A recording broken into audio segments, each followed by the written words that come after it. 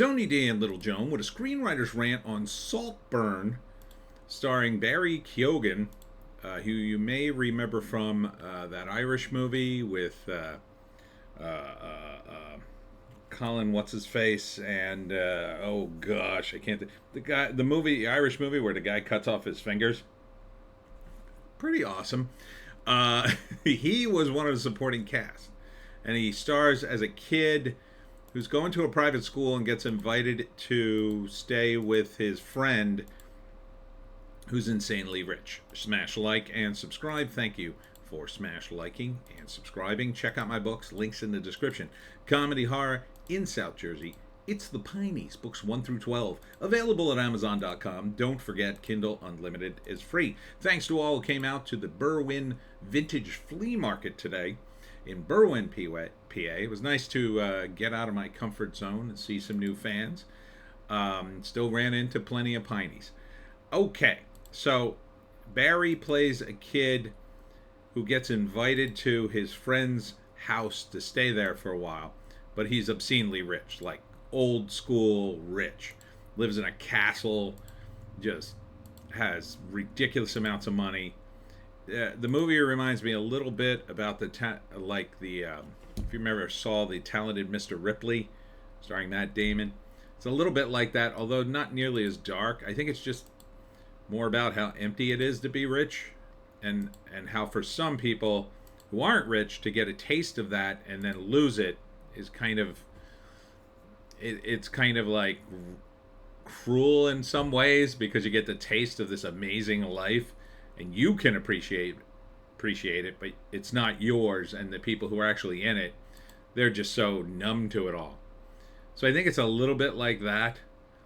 It's written and directed by Emerald Fennell. I think he ends up falling in love with a girl, or at least hooking up with her, and then it doesn't work out because select theaters November 24th, by the way, probably an art house film.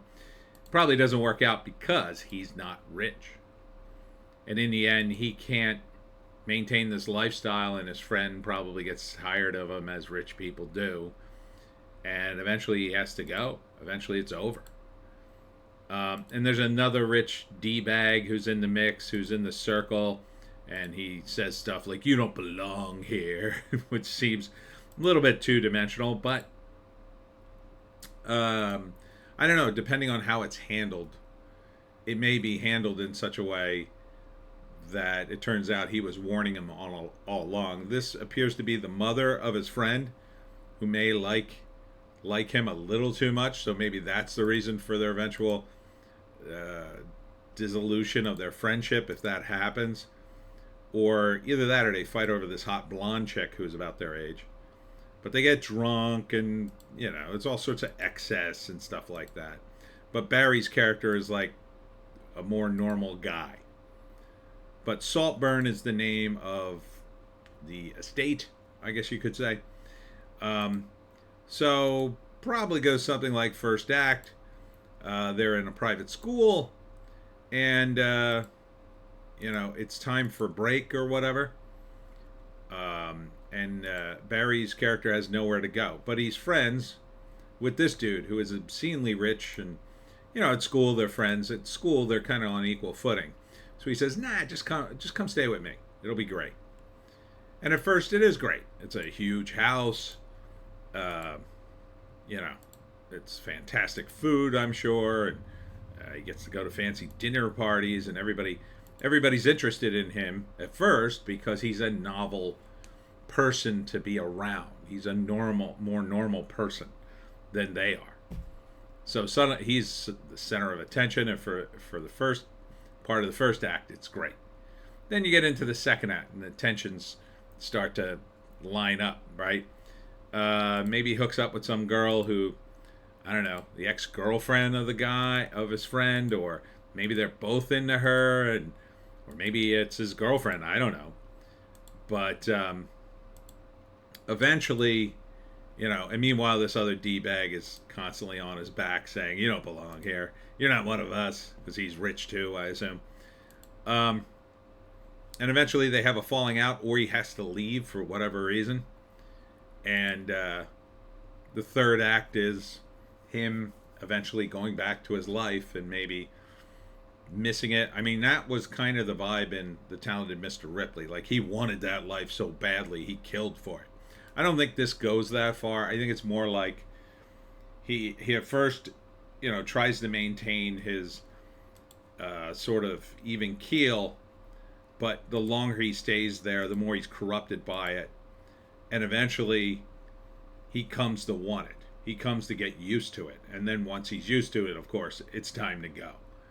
And he'll never have this again. Or maybe it's just like a great summer he had, right? So he makes a reference that this has been the best few months of my life. So maybe it's the summer break he stays with his friend and has a great time, but eventually has to go back to school and his normal life, and they have a falling out. Maybe it's not that bad, but it's like clear that he's never coming back here again. He's never going to know this opulence ever again. And it's about how it impacts it. Now, Barry was amazing in that Irish movie. God, I can't think of its name. He was just so good in that. I think he got nominated for an Oscar, if I'm not mistaken. A few people did. I think he was one of them. He's a young kid, and he was amazing in the Irish film. So this movie, I think, would be worth seeing. Because Barry's the lead, mostly. I mean, I've seen this kind of movie before, but, it could suck. I don't know. It depends on the screenplay.